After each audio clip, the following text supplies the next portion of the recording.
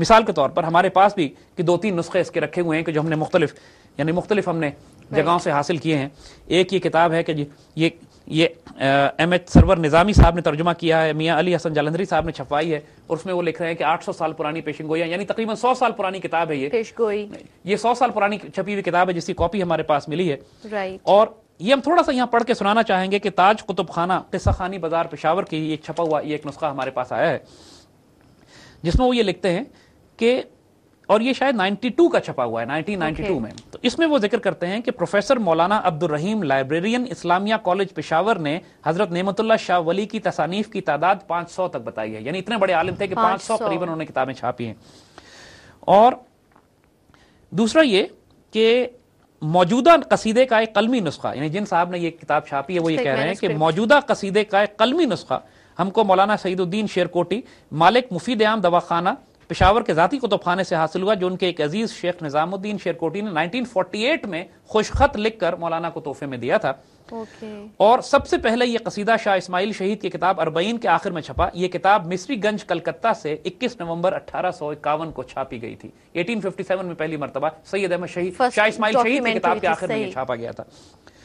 اچھا, جو 1851 کی کتاب چھپی ہے اس کے آخر میں یہ لکھا ہوا ہے کہ اس کتاب میں حضرت نعمت اللہ شاہ ولی کے بارے میں لکھا ہے کہ حضرت نعمت اللہ شاہ ولی صاحب باطن اور ہندوستان کے اولیاء کاملین میں سے تھے. آپ کا وطن دہلی کے اطراف میں ہے. آپ کے دیوان سے آپ کا زمانہ 560 ہجری کے آس پاس معلوم ہوتا ہے. اس دیوان میں قصیدے کے اشعار کی ہندوستان میں بہت شہرت ہے.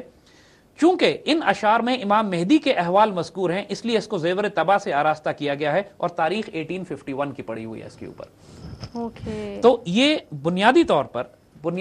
پر جس طرح ہم عرض کر رہے ہیں کہ بلکہ ہم بھی کہیں گے, یعنی ہمارے سننے والوں کو بھی, کہ چونکہ انگریزوں نے اس قصیدے پر پابندی لگا دی تھی. لارڈ کرزن جو کہ 1905 تک انڈیا کا وائس رائے رہا تھا, اس قصیدے میں چونکہ ذکر یہ تھا کہ انگریز 100 سال بعد نکال دیے جائیں گے, تو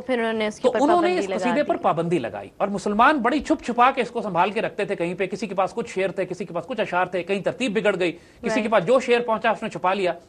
انگریز باقاعدہ اس پر پابندی لگائے ہوئے تھے. تو اسی لیے بہت سے نسخے ابھی ملتے ہیں لوگوں کے, یا تو ہاتھ کے لکھے ہوئے قلمی نسخے ملتے ہیں, یا ایسے نسخے ملتے ہیں جو بہت پرانے چھپے ہوئے ہیں, جو اب تقریباً بوسیدہ ہو گئے, یا پرانی لائبریریز میں ہیں جن کو کوئی پڑھتا نہیں, کوئی تلاش نہیں کرتا. تو ہم بھی اپنے سننے والوں سے کہیں گے, ان دا سب کانٹیننٹ ظاہر ہے کیونکہ فارسی اور انڈیا کا تعلق یہی ہے. تو ہم بھی اپنے سننے والوں سے کہیں گے کہ اگر کسی کے پاس نعمت اللہ شاہ ولی کا کوئی پرانا نسخہ پڑا ہوا ہو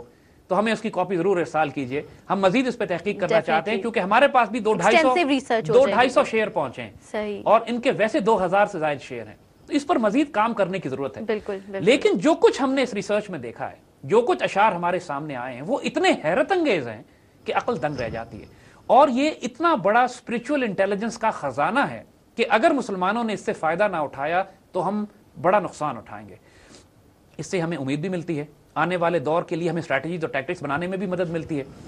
اور خوشخبری بھی ملتی ہے کہ آنے والا دور کیا آنے والا ہے. یہ جو پاکستان کے بارے میں آج شکوک و شبہات کا اظہار کیا جا رہا ہے, ہمیں یہ بتایا گیا تھا کہ 1971 میں جب پاکستان ٹوٹا, کیونکہ نعمت اللہ شاہ ولی کے قصیدے میں پاکستان ٹوٹنے کا ذکر بھی ہے, یعنی لوگوں کو یہ یقین نہیں آئے گا یہ بات, پاکستان بننے کا ذکر بھی ہے, پاکستان ٹوٹنے کا ذکر بھی ہے, اور اس کے بعد پاکستان کے عروج کی داستان بھی ہے. تو 1971 میں جب پاکستان ٹوٹا اور پوری قوم پہ مایوسی تھی, تو کچھ اخباروں نے بھی یہ نعمت اللہ شاہ ولی کا پورا قصیدہ ترتیب سے چھاپا تھا, اور اس امید کے ساتھ قوم کو یہ بتانے کے لیے کہ یہ تکلیف ہماری تقدیر میں لکھی ہوئی تھی, گھبرانا نہیں, آئندہ جو تقدیر آ رہی ہے وہ غیر معمولی خوبصورت اور حسین ہے, اس کے لیے ہمیں قربانیاں دینی پڑیں گی, لیکن اللہ تعالیٰ نے جو تقدیر مکتوب کر دی ہے اور نعمت اللہ شاہ ولی کی زبان سے ہمیں خوشخبریاں اور بشارتیں دے دی گئی ہیں, وہ اتنی غیر معمولی ہیں کہ حوصلہ رکھنا, یہ چوٹ انشاءاللہ تمہیں مایوس نہ کرے. تو مسلمان علماء, اسکالرز, دانشور, تاریخ دان جو کہ پرانی مسلمان کتابوں کا وہ ان کو اچھی طرح جانتے ہیں, اور کئی بڑے بڑے مسلمان سلاسل میں, علماء کے حلقوں میں ان کا ذکر کیا جاتا ہے. اور ہم اسی لیے اس آج, یعنی ان کو اگر آپ انگریزی میں ڈیفائن کرنا چاہیں تو یہ ایک مسلم نوسٹرڈیمس ہیں. that's beautiful. لوگ نوسٹرڈیمس کو تو جانتے ہیں, لیکن اس کا علاج وہ تو ایک شیطانی اور ایک دوسرا اس کا سلسلہ ہے. لیکن ایک مسلمان اللہ کا ولی جو اللہ کے دیے ہوئے علم کے مطابق آنے والے دور کی خوبصورت تصویر مسلمانوں کے پاس کھینچتا ہے. تو ہم نے کچھ سلیکشن کی ہے, یعنی بنیادی طور پر ان کے کچھ شعر سلیکٹ کیے ہیں, اور اگلے 2-3 پروگراموں میں ہم کوشش کریں گے کہ پہلے تو یہ ہے کہ پچھلے کئی سو سال میں جو پریڈکشنز یہ کرتے چلے آئے ہیں وہ پریڈکشنز کس حد تک پوری ہوئی ہیں ایگزیکٹلی، تاکہ ٹرسٹ ہمارا بلڈ ہو کہ جو باتیں انہوں نے کہی ہیں وہ کس حد تک سچ ثابت ہوئی ہیں. اس کے بعد ہم یہ دیکھیں کہ آج کے کس دور میں ہم بستے ہیں اور اس دور کے بارے میں کیا کہتے ہیں، اور پھر آنے والے دور کے بارے میں جو مستقبل کی پیشن گوئیاں ہیں وہ کیا ہیں، اور اس میں ہم اپنی جیو پولیٹیکل اسٹریٹجیز کیا بلڈ کر سکتے ہیں. یہ ایک کیونکہ ہم اسپرچل ڈائمینشن پر ایمفسائز کر رہے ہیں، اسپرچل فورسز کی بھی بات کرتے ہیں، اور اسپرچل فورسز کے ساتھ یہ اسپرچل انٹیلیجنس کا جو ایسپیکٹ ہے ہماری پوری اسٹریٹجی کا ایک انٹیگرل پارٹ ہے، ایک بنیادی جز ہے. اس میں ایسی ہستیوں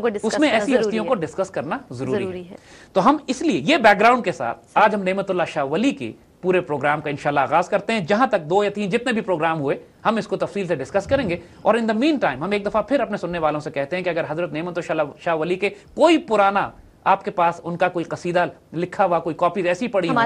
تو ہمارے ساتھ ضرور شیئر کیجئے، کیونکہ ہم مزید اس پر کام کرنا چاہتے ہیں. بالکل جی.